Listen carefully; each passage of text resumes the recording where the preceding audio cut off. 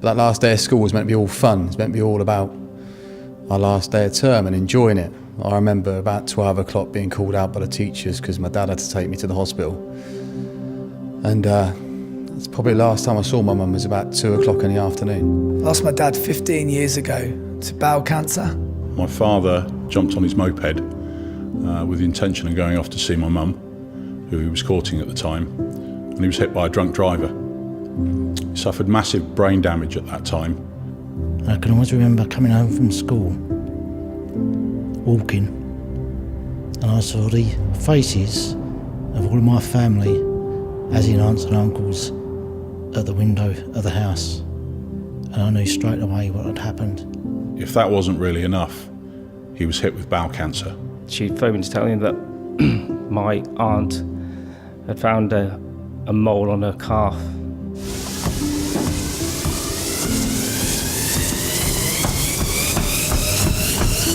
He was such a loving, caring man, family man.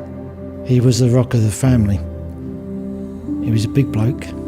Always liked to be the centre of attention. Typical pub landlord. She was always the auntie that spoilt me, and probably one of the strongest memories I've got. She would always buy me a little bag of sweets, like a penny bag of sweets. Your mum's your mum.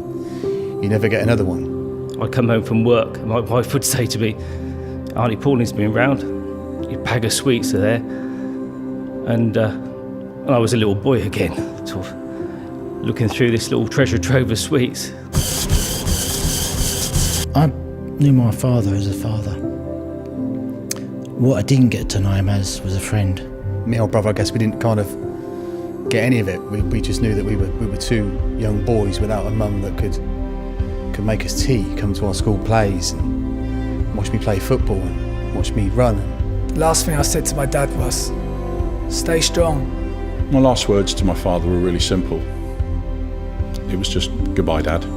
I wish we could have found a cure. I'm not a religious person, but I'd like to think he's looking down on us from somewhere. Cancer, if it was a punch bag, I could beat it all day long. As I say, I was 12 when he died. What I ought to say, though, is that during that whole time, as my mother was nursing my father, she had breast cancer, not once, but twice. Words just fail me, really. We were just ripped apart as a family. My mum is an even bigger fighter than my dad, and she's still with us today, and she'll keep going. She'll keep going for a long time. This is a picture of my dad that I lost. Should he be here right now? I think the words are quite simple. I've missed you, Dad.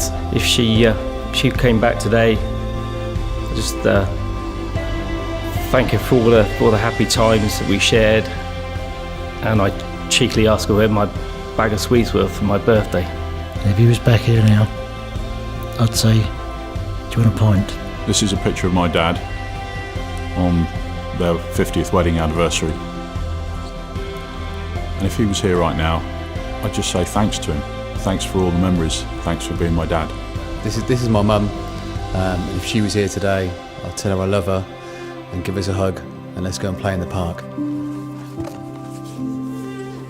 This is the last letter my mum ever wrote to me before she passed away. When me and my brother went to the park with my uncle and my uncle's dog called Sandy, and she wanted to know if we was alright, and when she was better she'd come down the park and play with us. She never got to do that, so I think it's very important you always go and play in the park.